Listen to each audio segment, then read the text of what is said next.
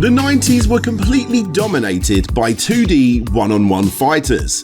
In 1991, Capcom released Street Fighter 2. In 1992, we got Mortal Kombat. In 1993, Sega gave us Virtua Fighter, Tekken in 94, Marvel Superheroes in 95, Dead or Alive 96, Rival Schools 97, and King of Fighters, the best King of Fighters, came out in 1998. But today we're not going to be talking about any of those games and the stupid amounts of sequels that they got. Today we'll be talking about what I believe to be the best fighting game from the following year, 1999. A game that's often overlooked by fans of the genre and the company that made it. Yet it's built up a massive cult following online with people constantly asking the question, why has Capcom forgotten about Power Stone? And you know what? After spending the last few weeks researching, I think I know why. One of the original launch titles for Sega's final ever system, a game that took the ever-increasing competitive nature of the 2D fighting genre and opened it up to the masses by taking it to 3D. Yes, most early examples of 2D to 3D are complete pants, but not here. Capcom's Power Stone is one of my most fondest memories in the space, and as more and more retro fans discover its manic, addictive, but more importantly, its surprisingly approachable gameplay style, I'm here to take you back to the beginning to find out how it got made, why it got made, how it got changed multiple times during its production, why we no longer see new entries, and of course, the complete history of Power Stone. Welcome to Slope's Game Room.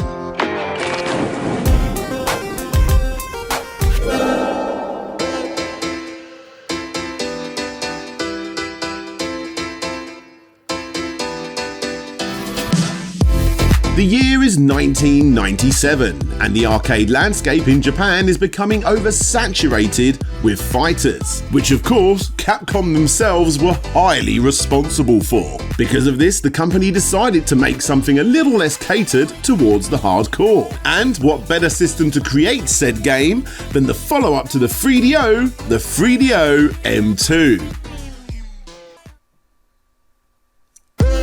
Now, of course, with that system's eventual cancellation and before it was sold off to become the short-lived arcade board, the Konami M2, this new Capcom project had to be shifted to newer hardware. You see, the company still wanted to create a game that was accessible to as many people as possible. The arcade division of the company was focused on creating extremely complicated one-on-one fighters, and the console division was, well, either porting those games or making 3D games. Takeshi Tezuka was tasked with finding the middle ground and creating something that would appeal to the masses, taking team members from each side of the playing field who had previously worked on both Rival Schools and Marvel Superheroes. The game started as a Street Fighter style side view fighting game where you would push the stick twice in the direction to move into or out of the screen. So it's not really any different to the Tekken franchise. Yeah, for Tezuka-san it simply just wasn't different enough. So as he continued to take inspiration from more obvious 2D fighters, it was the game Buta-san that completely changed the perspective. Quite literally. A top-down arena fighter, I suppose, where you pick up ticking time bombs and throw them at your enemies. It's manic as all hell, but it's fun and takes no time at all to work out how you play a game like this. The only challenge now is to work out how he would turn a game like Buta-san into a more typical 2D fighter. It was around this time that Tezuka-san decided to move his fighting game's viewpoint to a top-down or even an isometric perspective.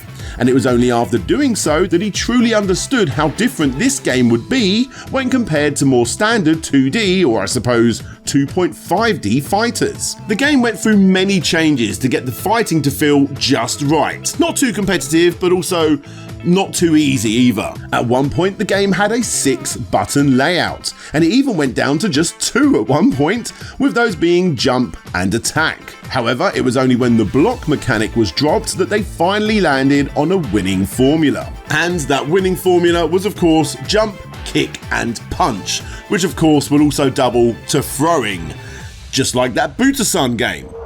The only problem with doing this was that the game had become essentially a 3D side-scroller, similar I suppose to Fighting Force, which again, after a lot of trial and error, had to be changed, multiple times in fact, until the Power Stone element was implemented. Tezuka-san explains how he wanted this to be one of the key focuses of the game. Instead of blocking and opening up to attack at just the right time like competitive Street Fighter gamers tend to play, here it's all about the fast-paced collection of the Power Stones, or the attempt to prevent your opponent from collecting said Power Stones.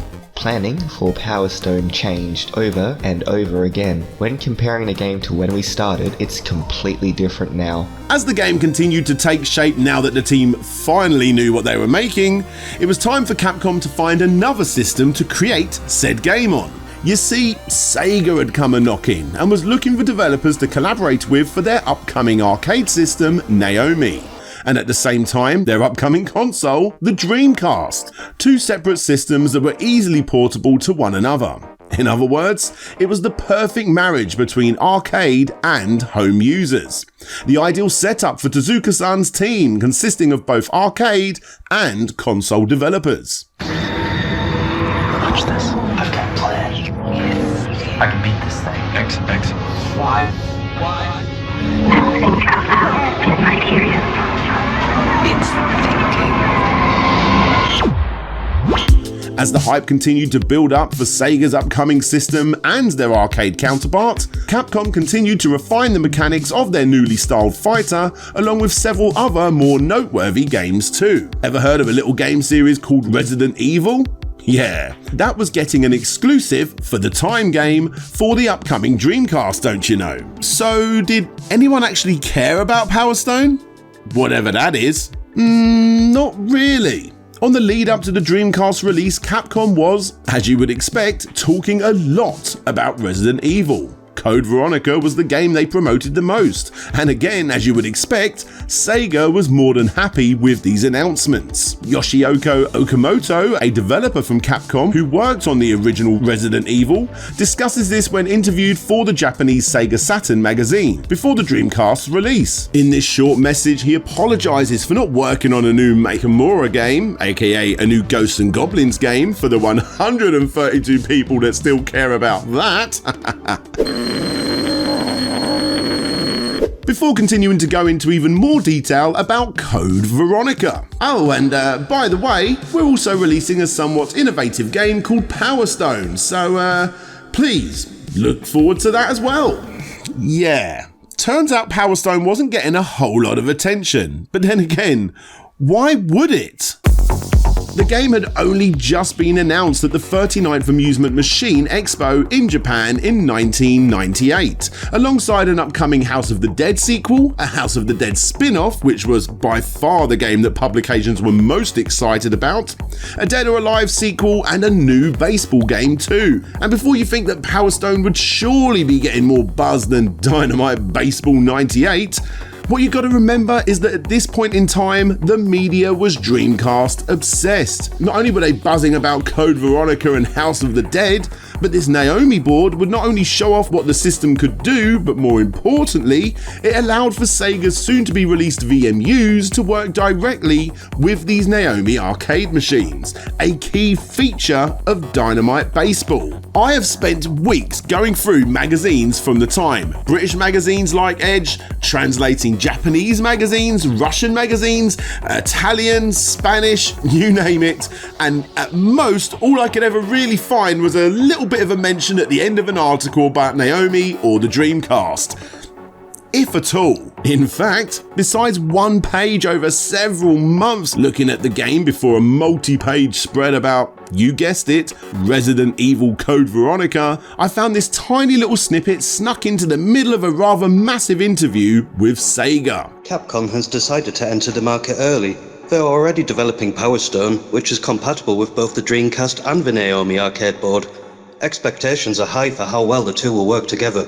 Ah, well that's nice. Thankfully, all attention did eventually change as on a random November in 1998, surprise testing was happening of the Naomi version of the game at Sega's own Joypolis indoor theme parks in Osaka and Umeda. And the feedback was great.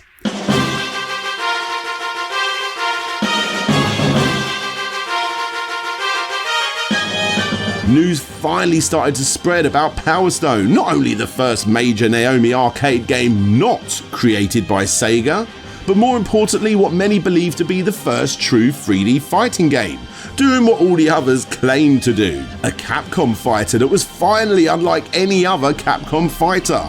Sure, it had a hint of your typical 2D action hidden underneath, but it was also a brawler. It was a party game, a game with stunning visuals and excellent music to boot. In the game, you take control of several brightly coloured characters in an attempt to capture the Power Stones yourself during the 19th century, a romantic era apparently.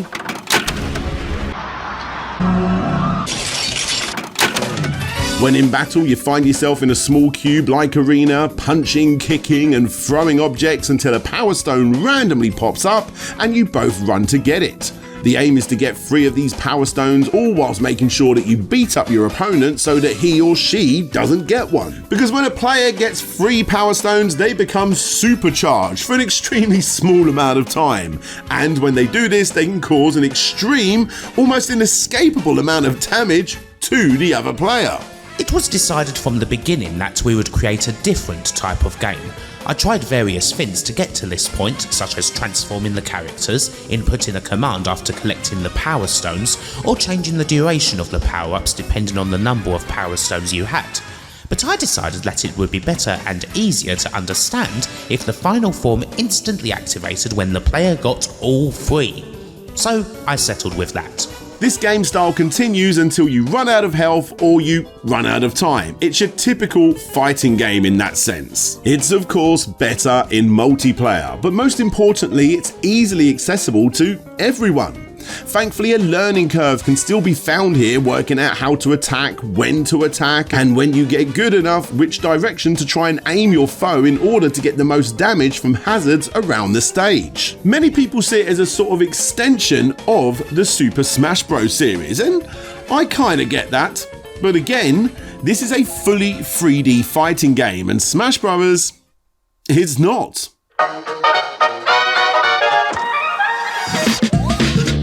Tetsuya Shibata was responsible for the music in the game and was asked to create music that would instantly be recognisable and easily understandable, focusing on the location of each stage, found in a different part of the world. Finding this task rather easy, Shibata-san went off to compose the music, but unfortunately, a lot of the proposed tracks he put forward were rejected, due to them not being catchy enough.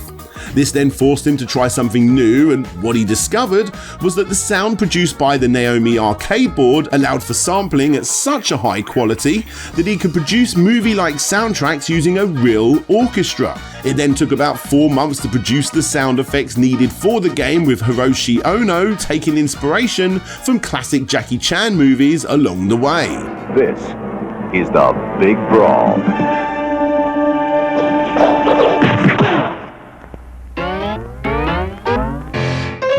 Power Stone was doing rather well. Capcom had upped their game on the marketing front, setting up Dreamcast stations across Japan in several Joypolis parks, which is where they held the Challenge Power Stone competition between the 27th of February and the 7th of March 99. Heck, they even set up limited edition Power Stone photo booths too. The game was really starting to pick up buzz across gaming publications all over the world. Capcom were extremely happy with the buzz by this point, so much so that they confirmed an anime based on their latest IP was on the horizon too. And it all paid off, because when Power Stone made it to your living room on the Dreamcast, the reviews were great. ここならどうする？あのシャンデリアで一撃。俺ならあの樽を落として潰す。僕ならこうしてやりたいことが何でもできる。対戦活劇パワーストーン。Capcom.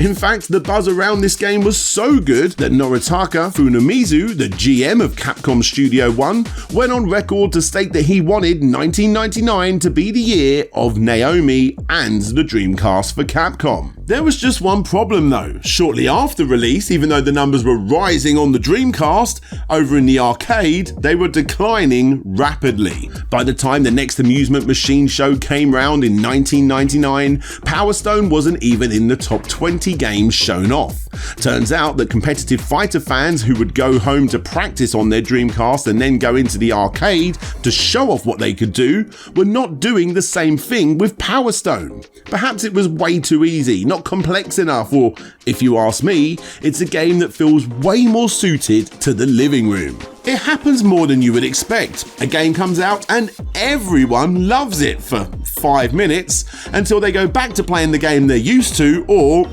whatever's next. This doesn't make Power Stone a bad game, it just means that the arcade wasn't the right setting for a game that Capcom was expecting to have a long shelf life in the arcades. Still, they invested a lot of time and money into Power Stone, which of course meant that a sequel was already in the works.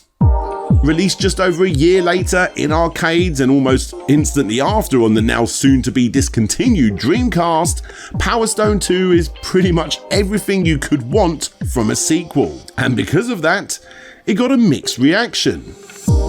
Firstly, the good. Power Stone 2 plays exactly how you would expect. The perfectly tight fighting style is back and it feels just as good as before. You got a few new characters in this game too, the story mode has some super memorable moments, and best of all, it's 4 players this time. And that's where the issues, for some, start. You see, even though the original was quite different than your standard one-on-one fighter, it was still a one-on-one fighter at its heart. It was just a little more crazy and bombastic than the competition.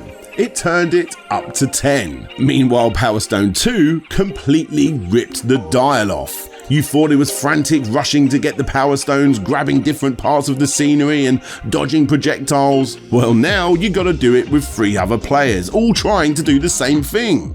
On top of that, the stages are even more insane this time, with areas that can break off and cause damage, stupid amounts of items to collect, and an absurd amount of ways to get knocked down with stage-mounted projectiles. Look, if you've got a case of beer and 3 friends, it's without a doubt going to be one of the best and most memorable gaming sessions you can possibly have on the Dreamcast. It's just with so much going on at any one time, the perfectly executed balance of the original has been pushed aside here in favour of a party game that's still stupidly fun to play, but also a little bit more luck-based. It's also worth pointing out that even though the game had quite a few returning team members, Takeshi Tezuka was not involved with this one, but he did get a special thanks in the credits. Please don't think I'm hating on this game in any way, shape or form. It's probably a top 10, maybe even a top 5 Dreamcast games of all time for me.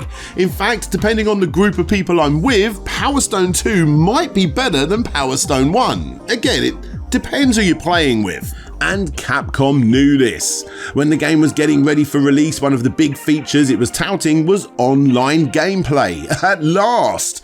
Unfortunately, this feature was eventually cancelled for the Western releases, but in Japan, it gave the players at home the ability to play against gamers in the arcade. What a time to be alive! A time when the Dreamcast user base wasn't all that strong anymore, and the arcade game, well, I couldn't find much of any information about how popular that was in Japan arcades, so my guess is that it didn't do as well as the original. Power Stone 2 is quite different from its predecessor.